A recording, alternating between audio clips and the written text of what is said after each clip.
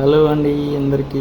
Fish curry తయారీ విధానం. ముందుగా చేపల్ని ఉప్పు, పసుపు, నిమ్మకాయతో శుభ్రంగా కడుక్కోవాలి. వాటికి కావాల్సిన ఇంగ్రీడియంట్స్ వచ్చేసి కొబ్బరి, అల్లం వెల్లుల్లి, కొత్తిమీర, ఆనియన్. సో ఈ మిశ్రమాన్ని మెత్తగా గ్రైండ్ చేసుకోవాలి.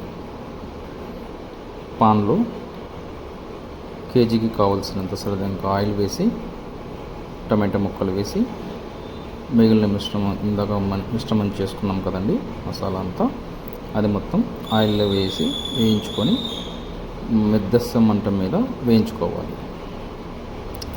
జాగ్రత్తగా గమనించాలండి, ఇక్కడ అడుగు అంటకుండా చూసుకోవాలి. ఇందులో కాస్తంత పసుపు, మసాలా ఇంగ్రీడియంట్స్ వచ్చేసి కారము, గరం మసాలా, ధనియాల పొడి. సో ఈ మిశ్రమాన్ని అంతటిని మధ్యస్థం మంట మీదనే వేయించుకోవాలి.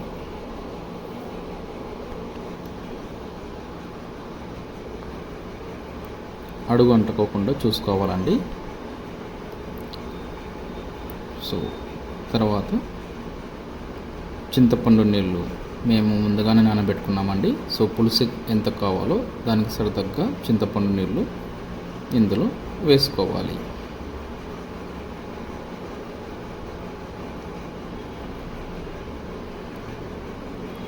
తర్వాత రుచికి సరిపడా ఉప్పు వేసుకోవాలి.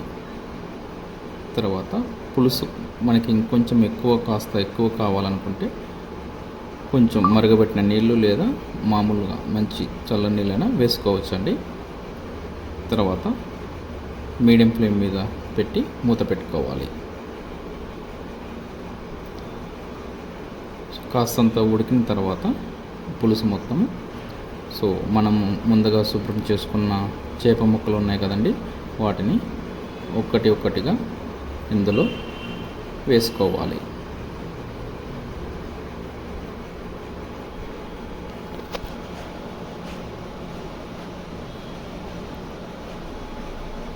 జాగ్రత్తగా వేసుకోవాలండి. సో తర్వాత ఈ ముక్కలన్నింటినీ పులుసులో మొత్తం మునిగే విధంగా కలుపుకోవాలి. సో ముక్కలని ముందుగానే కలుపుకోవాలండి. ఒకసారి మధ్యస్థ లేదా మీడియం మంట మీద వేయించుకున్న తర్వాత గరిట మాత్రం వాడకూడదు. సో కాస్తంత కొత్తిమీర వేసుకొని మూత పెట్టుకోవాలి. ఈ పులుసు మొత్తము మీడియం ఫ్లేమ్ మీదే మనం ఉడికించుకోవాలండి, లేదంటే ముక్కలు త్వరగా ఉడికిపోయి విడిపోయే అవకాశం ఉంది. సో ఇక్కడ మనం గరిటె వాడటం లేదండి, గమనించాలి అది. సో ప్యాన్ని కుదుపుతూ కలుపుకోవాలి.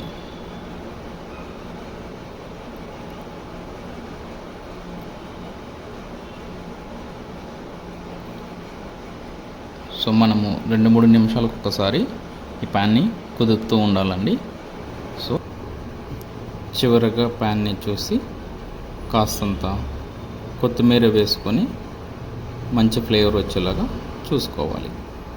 సో ఇది ఎవరైనా సింపుల్గా చేసుకోవచ్చండి. చాలా సింపుల్ మసాలా ఇంగ్రీడియంట్స్తో తయారు చేసుకోవచ్చండి. చాలా చక్కగా వస్తుంది, చాలా చక్కగా ఉంటుంది. సో ఎమ్మి చేపల పులుసు రెడీ. ఇలాంటి మరిన్ని వీడియోల కోసం మా ఛానల్ని సబ్స్క్రైబ్ చేసుకోండి.